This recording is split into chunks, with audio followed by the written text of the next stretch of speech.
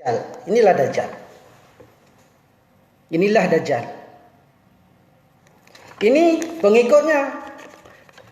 Ini duit rupiah adalah pengikut-pengikut Dajjal. Sebab yang cetak duit ini adalah Dajjal. Seluruh parlemen Indonesia, seluruh presiden Indonesia, siapa yang menguasai? Apakah diri mereka boleh menentukan kehidupan rakyat? Tidak boleh. Satu pun ahli government politik di Indonesia tidak boleh menentukan kehidupan rakyat. Jadi yang menentukan kehidupan rakyat adalah Dajjal.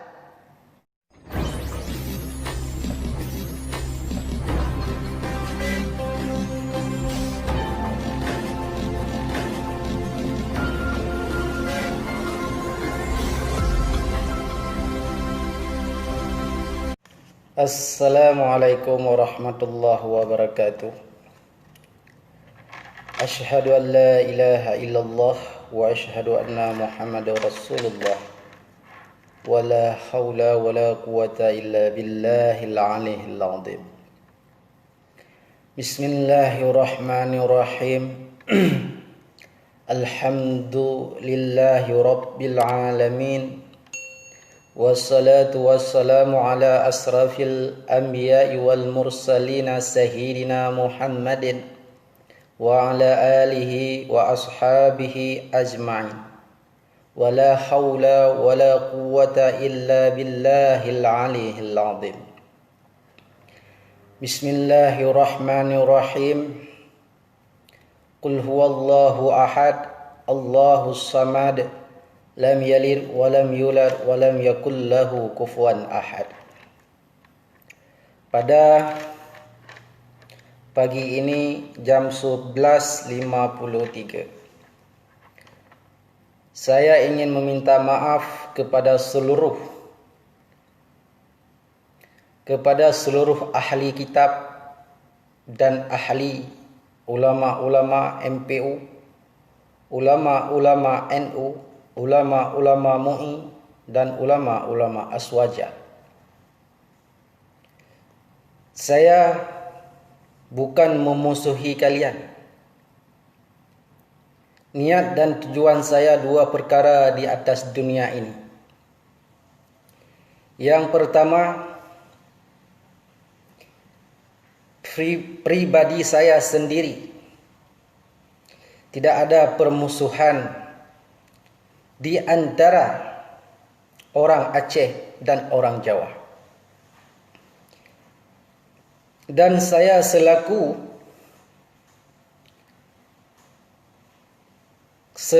bangsa Quraisy Bani Hashim daripada kerajaan Perlak Aceh Timur, keturunan daripada Sultan Alaiddin Said Maulana Abdul Haji Shah, pendiri Islam seluruh Asia Tenggara.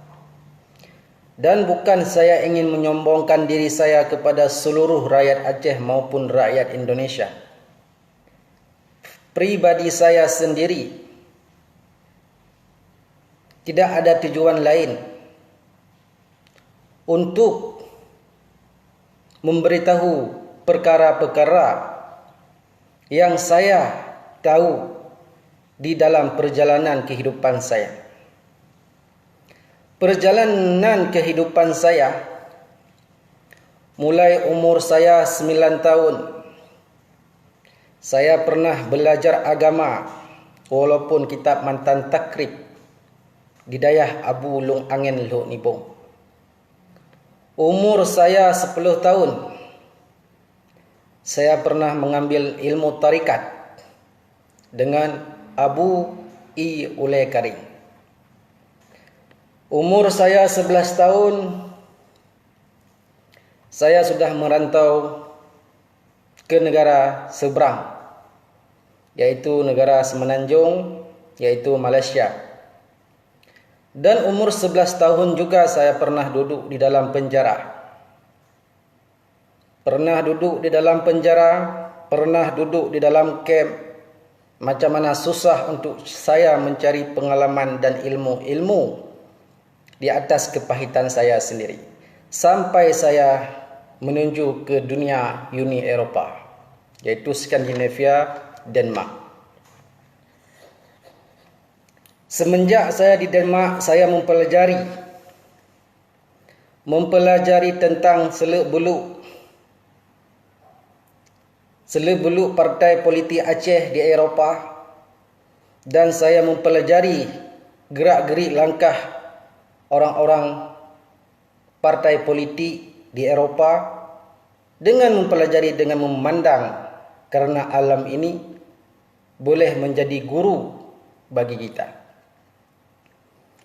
Jadi saya ingin menyampaikan kepada seluruh rakyat Aceh, demi Allah dan Rasul, sekian lama kita sudah diadu-adu domba oleh pengikut-pengikut penyembah syaitan dan iblis, seperti ahli politik maupun ahli government yang ada di Aceh maupun yang ada di sistem Pancasila. Jadi perkara ini saya harus memberitahu kepada seluruh rakyat Aceh. Jangan kalian menilai saya daripada segi kelakuan saya. Jangan kalian menilai saya dari percakapan saya. Sekalipun anjing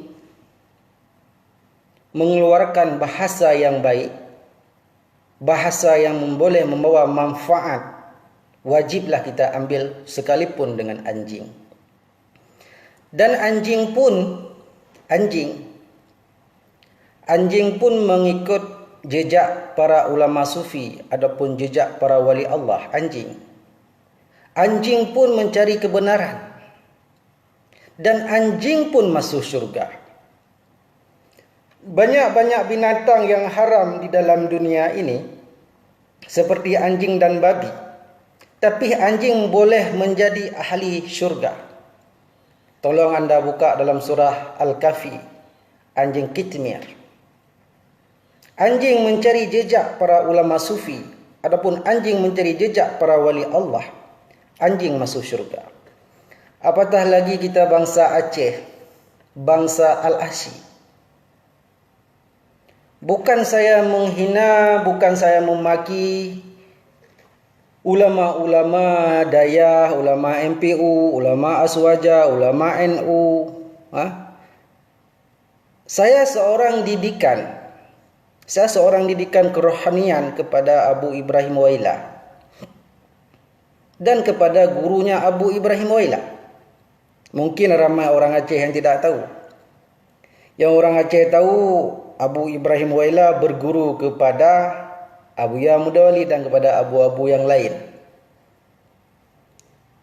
Perguruan ini ada dua sistem. Yang pertama, berguru kepada ahli syariat. Yang kedua, berguru kepada guru hakikat, yaitu guru rohani. Macam mana pemahaman guru rohani? Pemahaman guru rohani adalah kepada ahli mursyid ataupun ulama sufi.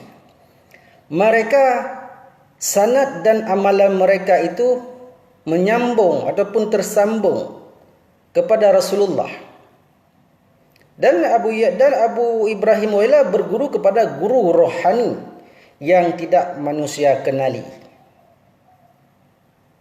Hanya mereka mengenali secara syariah, tetapi secara hakikat mereka tidak mengenali. Jadi saya ingin sampaikan stake point kepada seluruh jajaran kepolisian Indonesia dan kepada seluruh jajaran pemerintah Indonesia maupun pemerintah Aceh. Yang pertama, saya ingin menghimbaukan kepada kepolisian Indonesia dan kepada tentara-tentara Indonesia. Ya, walaupun saya bukan polisi, walaupun saya bukan tentara, tapi saya pernah menjadi tentara. Ya. Tentara apa? Tentara yang diadu-adu domba oleh pihak yang ketiga supaya orang GAM berperang dengan orang RI. Orang RI dengan orang GAM berperang. Di sini orang Islam, di sini orang Islam. Maka hancurlah silaturahim, hancurlah hubungan Islam sesama Islam. Maka pihak yang ketiga, iaitu pihak Dajjal ataupun pihak Freemason atau pihak ahli partai, ahli ejen politik, mereka bertepuk-tepuk tangan. Apa mereka katakan? Kita sudah mampu mengadu-adu domba antara dua pihak, yaitu pihak TNI dan pihak AGAM. Maka mereka saling berperang, saling membunuh sesama Islam.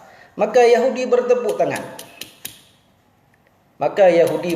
tangan. Begitu juga yang berlaku saat mahasiswa seluruh Indonesia, rakyat petani Indonesia, buruh, mereka meminta haknya sebagai rakyat Indonesia kepada pemimpin-pemimpin negara seperti Jokowi, seperti DPR. Dan saya melihat perkembangan yang ada pada zaman sekarang di Indonesia pada saat ini.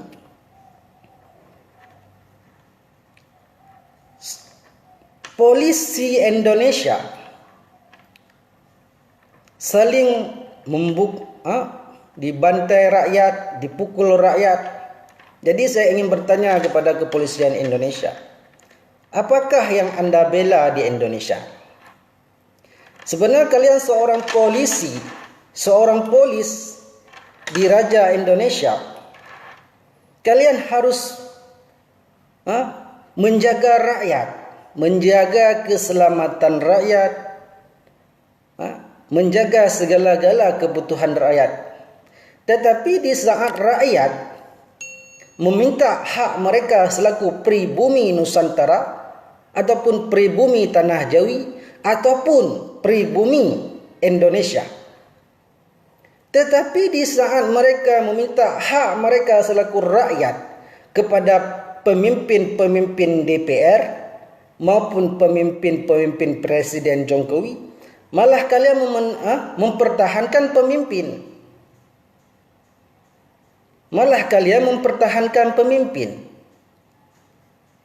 Pemimpin yang berbagaimana anda pertahankan, wahai bapak-bapak polisi Indonesia? Adakah kalian dibayar gaji oleh Jokowi, oleh DPR, adapun kalian dibayar gaji oleh pihak masyarakat? Kalau tidak ada masyarakat, kalian tidak boleh menjadi seorang polisi, kalian tidak boleh menjadi seorang tentara, dan kalian tidak boleh menjadi seorang presiden ataupun DPR.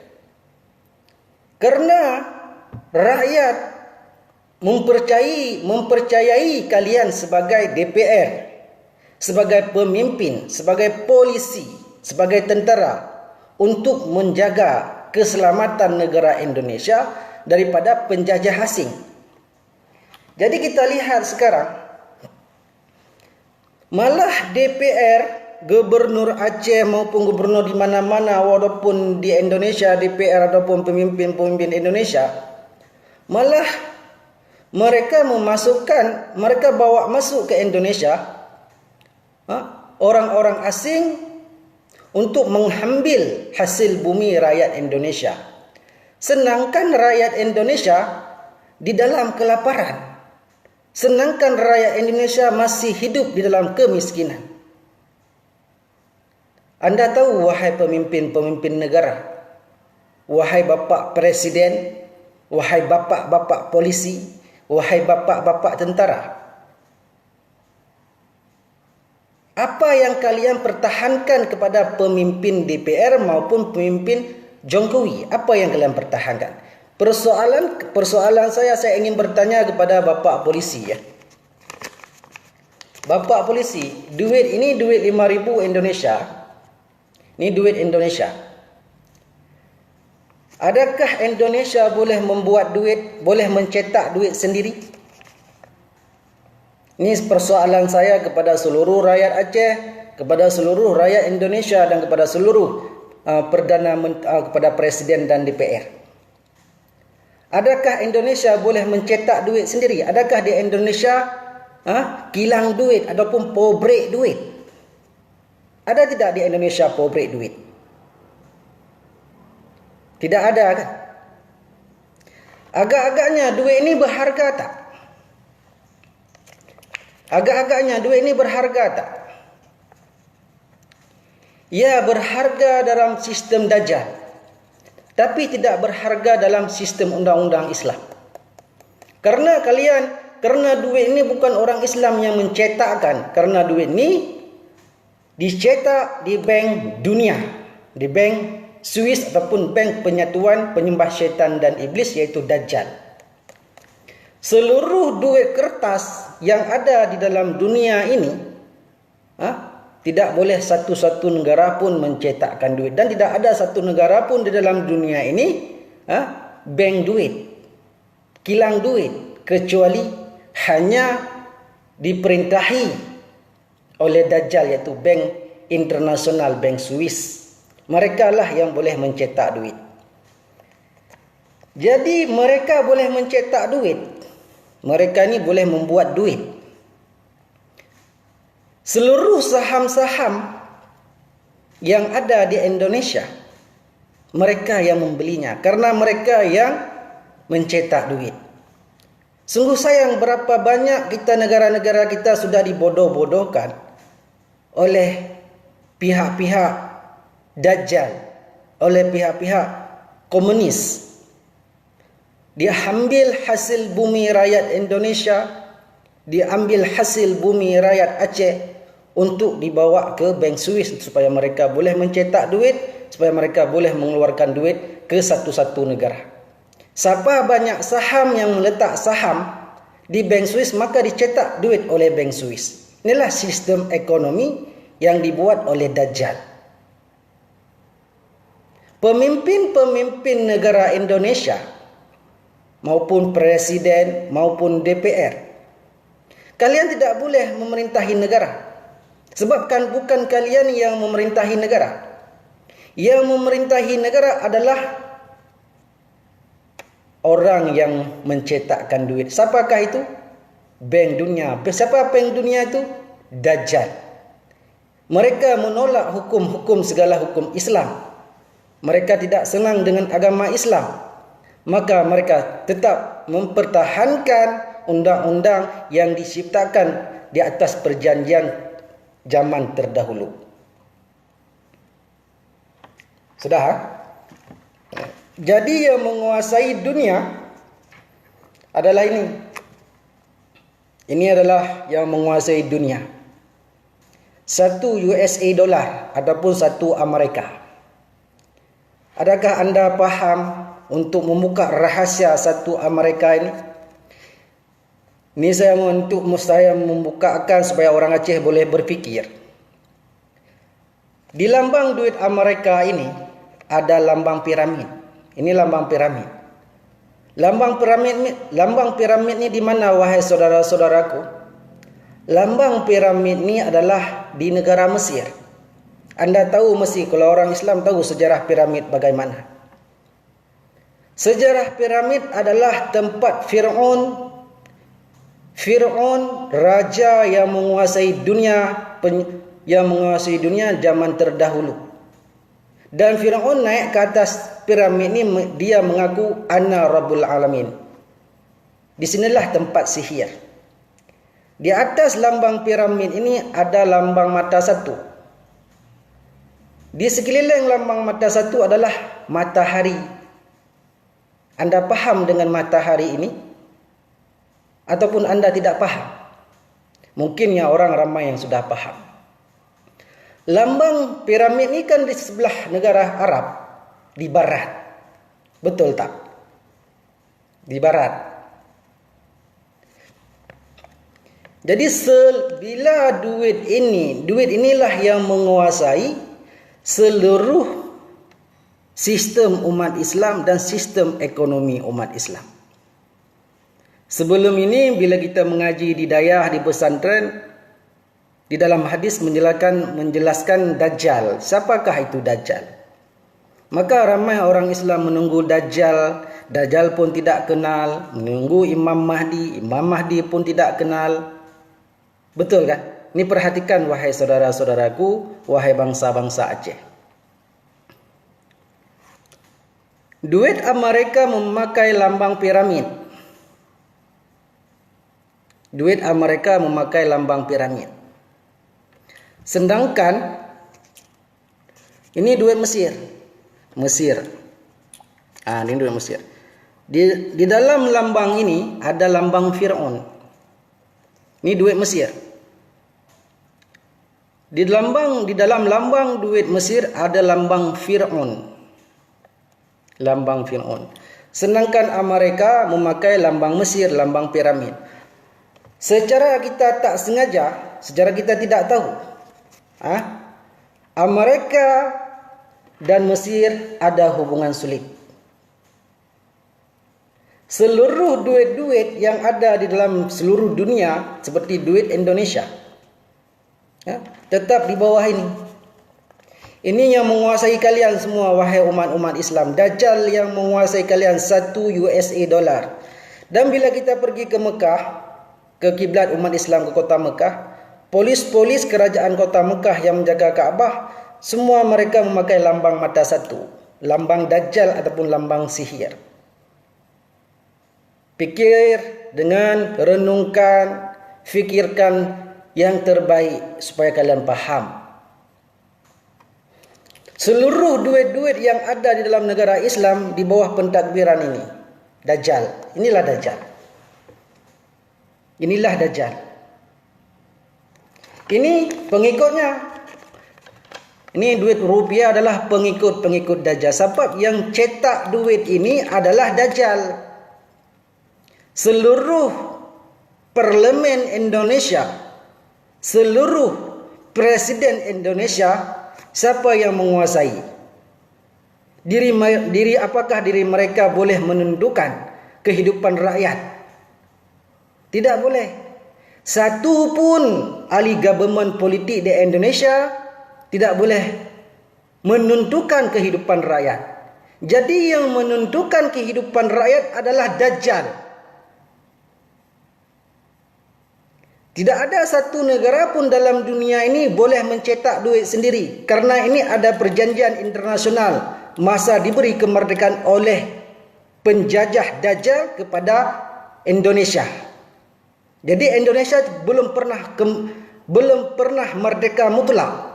Indonesia belum pernah merdeka mutlak. Siapa bilang Indonesia merdeka? Siapa yang bilang Indonesia merdeka? Tidak ada satu negara pun di dalam dunia ini merdeka mutlak. Termaksud Arab Saudi. Arab Saudi di bawah penjajah British. Di bawah penjajahan British. Di bawah penjajahan Belanda Indonesia. Jadi saya mengharapkan kepada bapak-bapak presiden, bapak-bapak DPR, dan bapak-bapak kepolisian. Apa yang kalian pertahankan sampai kalian membantai, memukul bangsa sendiri? Sepak terjang menumbuk. Kalian pukul rakyat dengan kayu. Kalian terjang rakyat dengan kayu. Apa yang kalian pertahankan? Sedangkan rakyat Indonesia lah bangsa kamu, saudara kamu sendiri. Sepatutnya kalian seorang kepolisian Indonesia menjaga rakyat. Bukan memukul rakyat. Bukan sepak terjang rakyat. Jadi apa yang kalian pertahankan? Kalian mempertahankan pemimpin-pemimpin yang tidak tahu, yang tidak tahu sistem undang-undang, adapun pemimpin-pemimpin yang bersatu dengan Dajjal, seperti DPR di Aceh maupun di Indonesia. Mereka ini di bawah pentadbiran Dajjal, di bawah pentadbiran Indonesia. Macam manapun Indonesia yang kalian pilih presiden ini, kalian mau pilih, mau ganti presiden, segala presiden yang kalian mau ganti, tidak boleh. Sebab bukan presiden yang menentukan hak rakyat Indonesia, tetapi Dajjal lah yang menentukan rakyat Indonesia. Dajjal lah yang menentukan rakyat Indonesia. Simak orang Aceh, simak dan perhatikan. Yang mana yang baik kalian ambil, yang mana yang tidak baik jangan ambil. Karena kita setiap manusia ada kelemahan, ada kelebihan, ada kekurangan. Jadi saya harap kepada bapak polisi, kalian bukan membela pemimpin. Kalian membela hak rakyat. Jangan kalian pukul-pukul rakyat. Yang kalian pukul saudara kalian sendiri. Yang kalian sepak terjang, mereka pernah mengucap asyhadu an la ilaha illallah wa asyhadu anna Muhammadur Rasulullah. Kalian pukul rakyat, kalian pukul mahasiswa, budak-budak pelajar. Maka musuh-musuh Islam bertepuk tangan. Inilah polisi-polisi Indonesia mudah diadu-adu domba, mudah diperdaya-dayakan dengan pangkat dan jawatan untuk membukul saudaranya sendiri dan bangsanya sendiri. Apakah kalian bapak-bapak polisi tidak sayang dengan bangsa kalian? Itu rakyat adalah raja bagi kalian. Rakyat Indonesia adalah raja bagi kalian. Sedangkan kalian, wahai DPR, wahai Presiden, kalian hamba kepada rakyat. Karena dengan susah rakyat meniaga, rakyat buat kerja untuk membiayai kalian yang ada di dalam kantor DPR, yang ada di dalam istana. Kalau rakyat tidak ada, kalian boleh hidup tak? Tidak boleh hidup. Kalian tidak boleh jadi pemimpin. Kalian tidak boleh jadi tentera dan kalian tidak boleh jadi polisi. Karena yang mempertahankan negara adalah rakyat. Jadi rakyat adalah raja bagi kalian. Kalau kalian menganggap rakyat itu adalah hamba bagi kalian, maka rakyat tidak pernah menghormati kalian. Jadi ingat wahai DPR, wahai polisi, wahai semua sistem government Indonesia, sayangi rakyat, cintai rakyat. Belailah rakyat dengan kelembah lembut, dengan penuh kasih sayang. Bila rakyat lapar, rakyat tidak cukup kebutuhan di dalam negara, kenapa rakyat ada yang jadi pencuri? Kenapa rakyat ada yang menipu? Kenapa rakyat ada yang buat kes jenayah? Karena rakyat tidak mencukupi. Itulah sebab rakyat mencuri. Coba jadi pemimpin kalian yang adil. Jangan ada satu rakyat Indonesia yang kelaparan, tapi di saat saya pulang ke Aceh, dari Aceh sampai ke Jakarta saya berjalan kaki untuk memantau hal keadaan. Dari Aceh saya berjalan kaki sampai ke Jawa, sampai ke Timur Leste, tapi tanpa orang tahu. Berbulan-bulan saya menahan kesakitan untuk mencari kebenaran, tetapi kalian tidak tahu.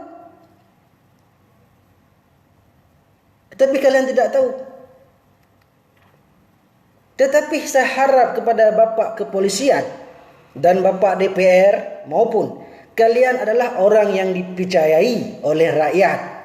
Jadi jangan mengeluarkan undang-undang tanpa pengetahuan rakyat. Bermusakarah dulu dengan rakyat, baru kalian mengeluarkan fatwa. Adakah rakyat setuju? Adapun rakyat tidak setuju. Karena rakyat adalah raja bagi kalian, bukan kalian raja. Rakyat adalah raja bagi kalian. Jadi carilah bekerja samalah kalian, wahai DPR, wahai bapak polisi, wahai bapak tentara, wahai presiden, bekerja samalah dengan rakyat.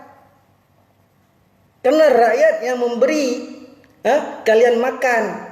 Semua baju-baju yang kalian pakai, wahai pemimpin-pemimpin, rumah-rumah yang kalian pakai, wahai pemimpin-pemimpin, mobil-mobil yang kalian pakai, wahai pemimpin-pemimpin, hasil rakyat. Rakyat yang berpontang-panting mencari, membangkitkan ekonomi Indonesia. Kalian hanya seorang pengelola. Makanya rakyat memilih kalian sebagai pemimpin yang amanah. Tetapi kita lihat yang berlaku di lapangan, rakyat masih dalam kemiskinan. Anak-anak muda kita lihat masih ada anak-anak perjalanan yang tidak ada rumah, dalam kelaparan, dalam kemiskinan. Kalian senangkan orang-orang DPR, orang-orang ahli politik kalian hidup-hidup senang di atas kesusahan rakyat. Coba bekerja sama dengan rakyat. Jadi kalian sekarang tengah diadu-adu domba supaya Indonesia ini berpecah belah. Jadi saya harapkan kepada kepolisian Indonesia, kepolisian Aceh, buka mata kalian. Apa yang kalian pertahankan di bumi Indonesia? Apakah kalian mempertahankan pemimpin yang tidak adil kepada rakyat? Adapun kalian mempertahankan jawatan kuasa kalian demi menindas rakyat sendiri. Pikirkanlah sebelum bala bencana menimpa kalian. Pikirkanlah wahai bapak-bapak DPR, wahai presiden-presiden yang ada dalam istana. Pikirkanlah yang terbaik bagi bangsa Indonesia dari Sabang sampai Merauke. Dari Sabang sampai Merauke.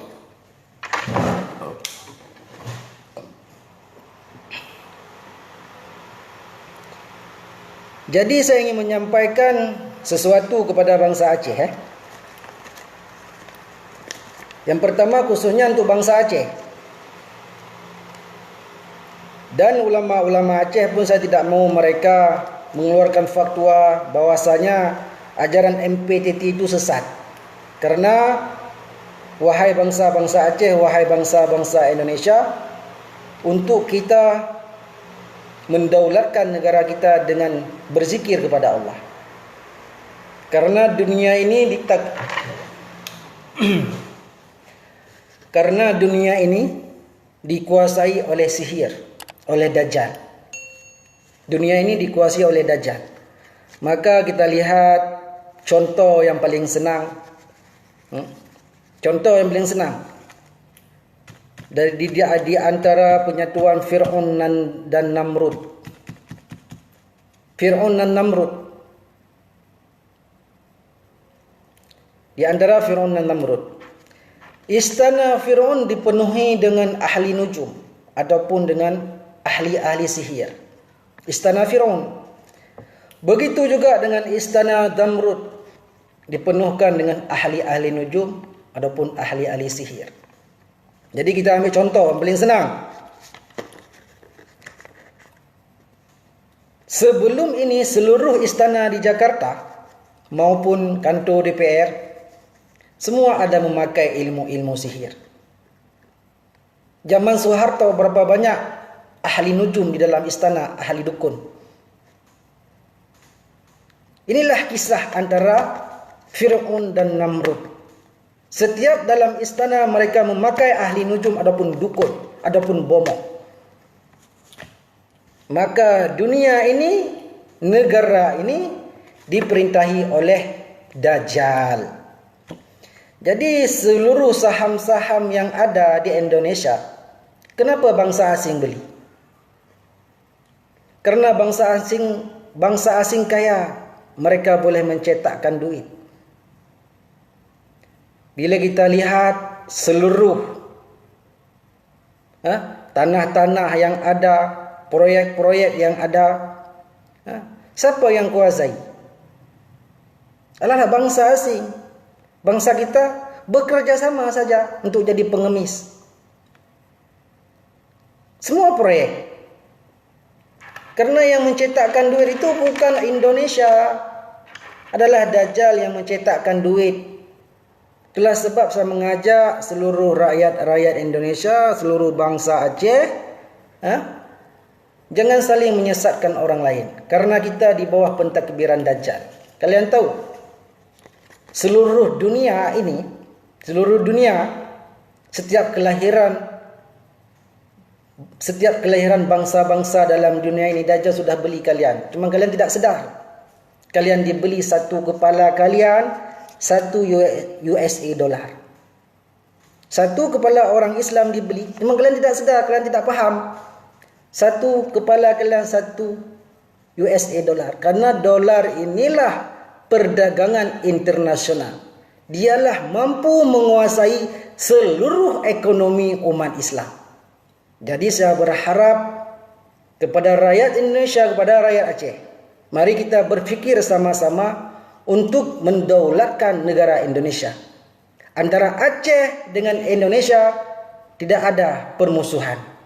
Antara Aceh dengan RI diadu-adu domba supaya kalian saling membunuh sesama sendiri. Jadi marilah kita kembali kepada Islam yang sebenar. Karena Islam yang sebenar tidak mengajar untuk berperang, untuk berjihad. Tidak pernah mengajar untuk berjihad, untuk mengajak orang masuk syurga, tidak pernah. Tapi Islam mengajar kita untuk melahirkan diri kita sebagai insan yang sebenar. Islam mengajar kita untuk melahirkan diri kita sebagai insan yang sebenar, yang paham akan hakikat dunia sampai hakikat akhirat.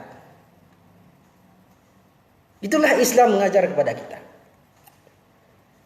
Tetapi bila kita perhatikan, itulah sebab bangsa kita sudah ramai diperbodoh-bodohkan. Dari sekolah pun kita sudah diperbodoh-bodohkan.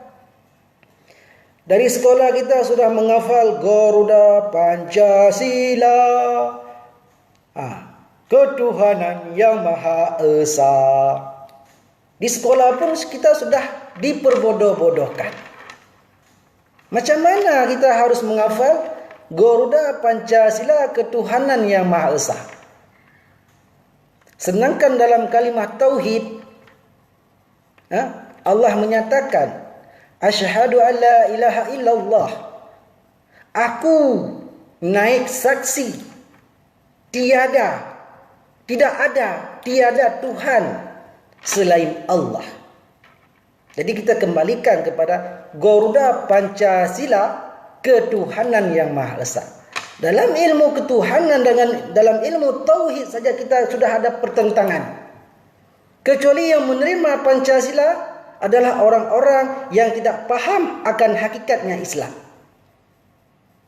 Itulah ramai di Aceh kita lihat orang menyebut Tuhan, Tuhan, Tuhan.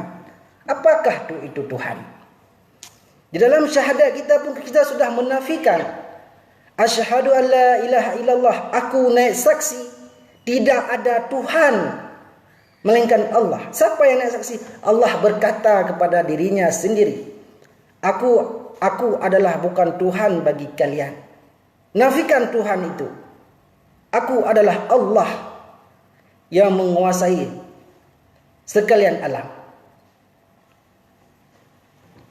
Jadi jangan kita samakan adat Nasrani, Majusi dan Yahudi kita bawa dalam adat Islam. Jangan samakan. Nasrani, Yahudi mereka tetap dengan Tuhan. Banyak Tuhan mereka. Ada Tuhan kayu, ada Tuhan matahari, ada Tuhan patung. Jadi orang Islam ni harus menafikan segala Tuhan. Allah sendiri mengatakan aku bukan Tuhan. Nafilah diriku, aku bukan Tuhan, aku adalah Allah. Jadi dari mana datangnya undang-undang Pancasila yang dikatakan undang-undang Pancasila orang Aceh yang buat? Adakah ulama Aceh menjadikan Garuda Pancasila sebagai Tuhan bagi orang Aceh? Saya ingin bertanya, ada orang kata dulu sistem Pancasila adalah Said yang buat, ulama Aceh yang buat. Benarkah ulama Aceh membuat undang-undang Pancasila? Segala hukum yang Allah iktirafkan di dalam dunia ini, di dalam umat Islam adalah hukum Islam.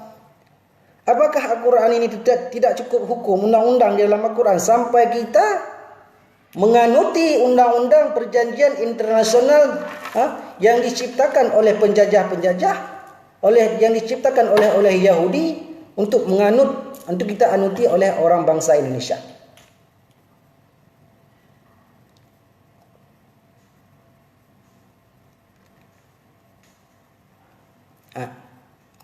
Jadi pahamkan.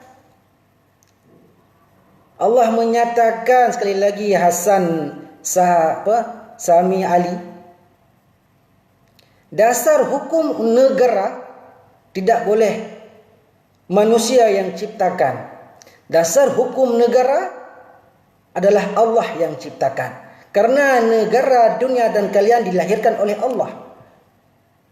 Kalau kalian menafikan hukum Allah, maka kalian carilah dunia lain, kalian carilah Tuhan lain, kalian carilah Nabi lain. Apakah di dalam hukum, di dalam Al-Quran ini undang-undang kurang? Tidak cukup undang-undang. Saya ingin bertanya sekarang. Kalian katakan Pancasila ini adalah satu undang-undang Indonesia. Kalau kalian ingin berundang-undang dengan undang-undang Indonesia, kalian buat senegara sendiri. Kalian buat satu negara sendiri, kalian buat tanah sendiri, kalian buat diri kalian sendiri. So kalian keluarkan undang-undang kehidupan kalian sendiri. Sedangkan kalian boleh dimatikan, boleh dihidupkan oleh Allah, dan boleh dimampuskan, boleh ditenggelamkan Indonesia oleh Allah. Jadi kalau kalian ingin mendirikan satu negara, kalian ciptakan, kalian kena ada satu Tuhan. Kalian kena ada satu Tuhan yang boleh menjadikan negara Indonesia. Jadi Tuhan kalian ini boleh menghidupkan kalian untuk selama-lamanya. Jadi jangan pakai hukum Islam. Kalian buang saja hukum Islam. Tetapi kalian tidak sedar, Allah boleh menghidupkan kalian, Allah boleh mematikan kalian. Maka Allah turunkan undang-undang kepada kalian, yaitu undang-undang Al-Quran. Jalan-jalan bagi ihdinas siratal mustaqim. Al-Quran yang boleh membawa kalian pada jalan-jalan yang lurus, jalan dunia, keselamatan dunia dan keselamatan akhirat. Kalau kalian katakan dasar hukum Indonesia Pancasila, jadi kalian jangan pakai hukum Allah, kalian pakailah hukum Pancasila. Karena Pancasila boleh menyelamatkan kalian daripada azab Allah. Karena Pancasila boleh menyelamatkan daripada azab Allah. Jadi buat apa Al-Quran yang kalian simpan di rumah, yang kalian simpan di dalam masjid, yang kalian simpan di mana-mana, yang kalian pelajari di mana-mana? Buat apa Al-Quran itu? Hanya sebagai tulisan di koran ataupun di paper untuk kalian baca-baca, untuk kalian hayun-hayunkan suara-suara yang merdu. Allah tidak suruh kalian baca Al-Quran. Allah suruh kalian mengamal Al-Quran, berhukum dengan hukum Al-Quran. Kalau kalian membaca Al-Quran, kalian akan mendapat hikmah yang dinamakan pahala. Inilah sebab apabila satu negara yang tidak mau berhukum dengan hukum Islam yang kafah, dengan hukum-hukum Allah, maka Allah menghina kalian. Allah menghina kalian. Maka orang Islam di mana-mana sekarang orang Islam terhina. Di mana-mana orang Islam dibunuh. Macam di Palestin, macam di Syria, macam di Indonesia. Kalian diadu-adu domba, kalian bergaduh, kalian berantam sesama sendiri, kalian menembak sesama sendiri. Kalian tidak mau berhukum dengan hukum Islam yang sebenar. Inilah bermasalahan kalian. Jadi saya mengharap kepada seluruh bangsa Aceh, karena jasa keturunan saya banyak di Aceh maupun Indonesia. Jasa keturunan saya banyak. Jasa keturunan saya seluruh Asia Tenggara. Dan jasa keturunan saya seluruh Indonesia sampai ke kota Mekah. Bukan saya ingin memusuhi polisi Indonesia, bukan saya ingin memusuhi Pancasila. Saya menghormati mereka, tapi kena adil, kena sayang kepada rakyat, kena cinta kepada rakyat. Kenapa rakyat mencuri? Kenapa rakyat rusak moral? Disebab salah pemimpin semua. Kalau kalian ingin berhukum dengan hukum-hukum yang kalian ciptakan, silakan. Tapi ingat, di atas hukum kalian ada hukum Allah. Di atas kekuasaan kalian ada kekuasaan Allah. Kalian boleh menentu kehidupan kalian, tapi kalian tidak boleh menghalang kehendak Allah. Ini yang saya ingin sampaikan kepada seluruh bangsa Aceh dan seluruh jajaran Indonesia. Jadi sebelum Indonesia mengalami satu bencana alam yang sangat dahsyat, mari kita kembalikan maruah Indonesia seperti maruah akhlak yang mulia. Bukan saling memukul rakyat, membantai rakyat. Mentang-mentang kalian ada pangkat di dalam sistem kerajaan Indonesia, mentang-mentang kalian ada pangkat dalam sistem kedudukan Indonesia, Sayangi rakyat, bercinta-cintalah dengan rakyat, berkasih sayanglah dengan rakyat. Kenapa rakyat mencuri? Kenapa rakyat membuat jenayah? Karena salah pemimpin yang tidak adil kepada rakyat. Salah DPR, salah Jokowi. Dan salah lagi ulama-ulama yang bersekutu dengan Jokowi, dengan sistem Pancasila. Kenapa rakyat rusak moral, rusak akidah? Urusan ulama dalam sistem Pancasila membetulkan akidah umat. Bukan duduk saja di pesantren mengajar. Sebab Nabi tidak ada pesantren, Nabi tidak ada daya. Ulama sufi, wali-wali Allah tidak ada pesantren, tidak ada daya. Mereka berjalan membawa dakwah, yaitu membawa ilmu hikmah, mengajak umat kepada jalan hikmah, kepada jalan yang Allah ridha. Tetapi berlaku di Aceh maupun Indonesia lain berlaku. Undang-undang hanya di kertas, tapi di lapangan tidak sama macam tertulis. Ini permasalahan rakyat. Jadi saya harap jangan ada pembunuhan lagi, pemukulan. Apapun kalian seorang polisi Indonesia membantai rakyat, memijak-pijak rakyat, tidak boleh. Kalau ada pembunuhan lagi, kalian ingat satu sejarah tsunami di Aceh, ya, di saat tentara RI, TNI membuat maksiat di bumi Aceh. Mereka membakar Al-Quran, 30 biji Al-Quran, dan mereka membakar Al-Quran dengan babi sekali lagi. Kejadian di Banda Aceh, di makam Syah Kuala. Jadi tentara TNI ini yang dikirim 1 batalion untuk membunuh orang Aceh, yang ini mau pulang ke Jakarta, yang di Jakarta mau masuk ke Aceh. Di saat mereka masuk, mereka pulang, maka disitulah tsunami datang. Semua pasukan elit Indonesia terbunuh dengan tsunami. Jadi jangan cuba-cuba lawan kehendak Allah. Mari kita kaji sekali lagi, wahai bangsa Aceh. Kenapa Masjid Baitur Rahman selamat daripada tsunami? Kenapa makam Sultan Malikus Saleh selamat daripada tsunami? Kenapa kerajaan Aceh Timur selamat daripada tsunami? Kenapa Ulai Kareng selamat daripada tsunami? Kalian tidak tahu. Sebelum pemindahan Abu Ibrahim Wailah, Masjid Baitur Rahman sudah dipagar. Abu Ibrahim Wailah datang ke Masjid Baitur Rahman, tawaf, minta doa kepada Allah, ya Allah jangan tenggelamkan. Tetapi masa tsunami, berapa ramai orang Islam yang beragama Islam di dalam masjid keluar cari gunung. Semua mampus. Sedangkan kaum Cina yang bukan beragama Islam lari ke masjid selamat. Bermakna di dalam praktikal syariat kita sudah nampak. Sedangkan yang bukan beragama Islam yakin kepada Islam, mendapat hidayah lari ke masjid. Sedangkan orang Islam yang ada dalam masjid lari keluar masjid, mampus semua. Inilah sebab wasiat Abu Ibrahim Wailah, wasiat Abu Yamudawali Al-Khalidi, wasiat Abu Krungkali. Dipulangkan wasiat ini kepada Syekh Muhammad Usman Nurul Fauji yang dinamakan Abu Usman Tegah. Maka mereka mewasiatkan untuk membina satu masjid yang paling terbesar di seluruh Asia Tenggara. Apakah nama masjid? Inilah nama masjidnya. Pusat Kota Ahlussunnah wal Jamaah. Inilah Masjid Baitul Mukarramah Aceh Serambi Mekah di Aceh Barat. Ini wasiat-wasiat beliau. Sebab apabila bangsa Indonesia dan bangsa-bangsa yang lain tidak mau mengikuti ajaran yang sebenar di saat akan lahir kebenaran Allah di atas permukaan bumi Aceh, mereka menolak kebenaran Allah, maka tunggulah kebinasaan bagi kalian semua. Kalau di negara barat mereka sudah membuat tanker anti kiamat. Negara Amerika, negara China, negara Jepun, mereka sudah membuat tanker anti kiamat. Jadi orang Nusantara ini tidak ada tanker anti kiamat. Orang Aceh ini yang ada masjid. Masjid. Jadi pahamkan hakikat masjid. Jadi jangan cemarkan masjid.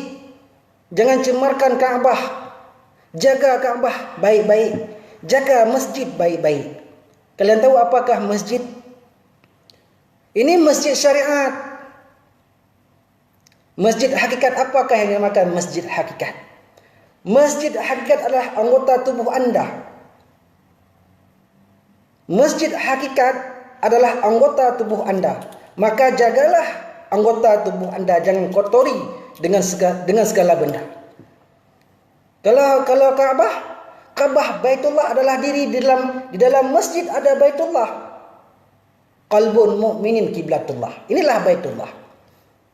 Jadi kalau masjid-masjid yang ada di dunia saat ini, masjid-masjid yang ada di dalam dunia ini banyak tabung, tempat cari duit. Ya? Kalau sudah masa malam tutup masjid, kunci. Itu masjid syariat. Begitu juga dengan kota Mekah di Mekah. Hah? Kenapa kota Mekah sekarang sudah tercemar dengan perbuatan-perbuatan yang saya cakap tadi? Seluruh kota Mekah kiblat umat Islam sudah dikuasai oleh Dajjal. Penjaga-penjaga kota Mekah semua lambang mata satu lambang sihir. Lambang ni yang jaga ni. Lambang sihir ni yang jaga. Jadi saya harap seluruh bangsa Aceh buka mata minda kalian. Jangan ada permusuhan antara Aceh dengan Jawa. Jangan ada permusuhan antara Aceh dengan Melayu. Atas nama tanah Jawi Nusantara kita ni satu ayah satu mak. Atas nama Nusantara tanah Jawi ini kita satu mak satu ayah. Maka Allah maha kaya bangsa, maha kaya suku, maha kaya bahasa. Allah jadikan bangsa Al-Asyi iaitu bangsa Aceh. Allah jadikan bangsa Jawa. Allah jadikan bangsa Bugis. Allah jadikan bangsa Batak, Allah jadikan bangsa Minang, Allah jadikan bangsa segala bangsa dan segala bahasa.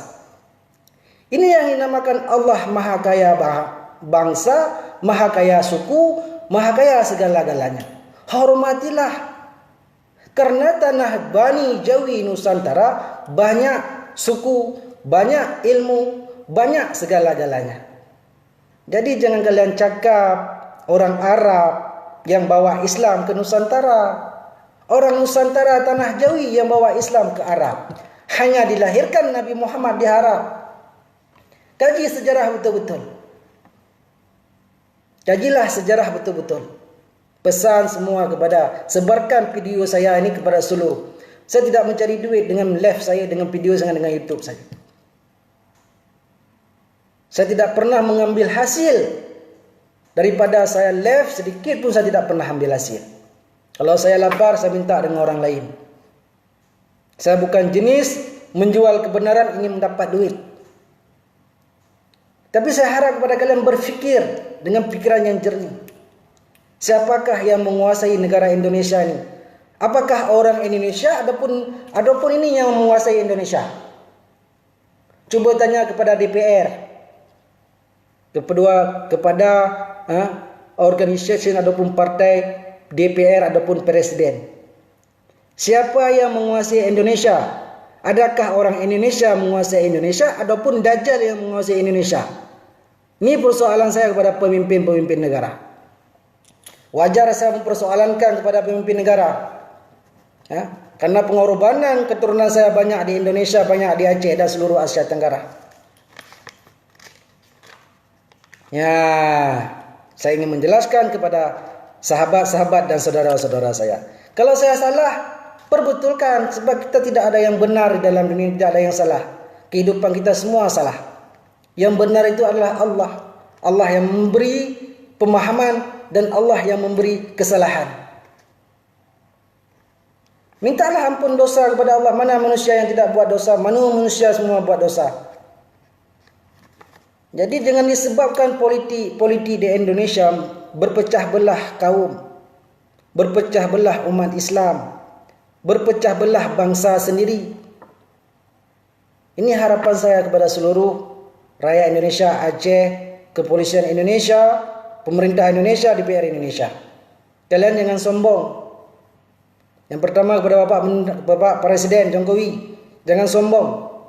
Yang kedua kepada DPR, jangan sombong. Kalian adalah hamba kepada rakyat. Rakyat adalah raja untuk kalian. Hormatilah rakyat. Jagalah rakyat. sebagai anak kandung kalian. Ini yang harus kalian fikirkan ke hadapan. Bukan kalian fikirkan proyek-proyek untuk kalian buat penyatuan dengan kaki-kaki tangan komunis Cina. Ini saya pesan seluruh bangsa Aceh dan Indonesia. Jangan ada sejengkal pun tanah di Indonesia kalian jual untuk bangsa asing. Jangan ada satu jengkal pun tanah di Aceh, di Indonesia kalian jual untuk bangsa kaum komunis, yaitu bangsa Cina. Kecuali penduduk Cina asli Aceh, penduduk Cina asli Indonesia. Kalau Cina pendatang dari mana-mana pun negara ingin membeli tanah di Aceh, mau membeli saham-saham di Aceh, jangan benarkan mereka. Cukup berbahaya. Karena kenapa saya berkata macam itu? Umat Islam bukan umat yang mencetakkan duit. Dajjal yang mencetakkan duit. Mereka mampu membeli segala penghasilan bumi Indonesia. Benda ini tidak ada berharga. Ini kertas saja. Kalau dikoyak, tak boleh membeli, tak boleh kita jual beli lagi. Tapi emas yang Allah sudah iktirafkan di dalam Quran, kalian pijak-pijak, kalian sepak-sepak emas, tetap berharga. Ini janji Allah. Kalau ini kalian koyak ni duit ni, kalian beli, berharga tidak? Tidak berharga. Maka kalian sudah diperbodoh-bodohkan oleh kaum komunis, oleh kaum Dajjal. Mari bangsa Indonesia, Nusantara kita bersatu untuk mempertahankan negara kita masing-masing. Jangan biarkan bangsa asing untuk mengambil hasil bumi rakyat kita sendiri. Sekian, terima kasih. Assalamualaikum warahmatullahi wabarakatuh.